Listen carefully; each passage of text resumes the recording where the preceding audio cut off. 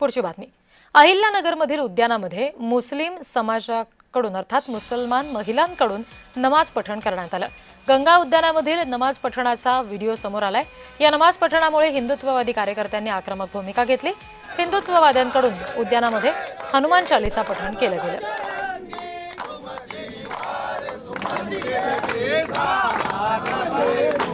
दरम्यान या घटनेची तीव्रता समजताच कोणताही अनुचित प्रकार घडू नये म्हणून पोलिसांनी बंदोबस्त लावला.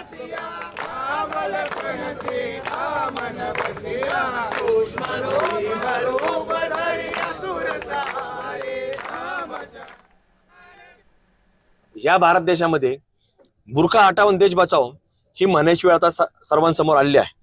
त्याच पद्धतीने आज गंगा उद्यानमध्ये देखील तोच प्रकार समोर आला की महिलांच्या आडून हे कुठेतरी प्रयत्न होतो की काहीतरी वेगळं काहीतरी घडून आणायचं. याची पोलिसांनी चौकशी केली पाहिजे की हे खरंच काय प्रकार होता, कारण की कुठेही काही नसताना सुद्धा अचानक असा प्रकार घडणं हे अत्यंत कुठेतरी शंकास्पद आहे.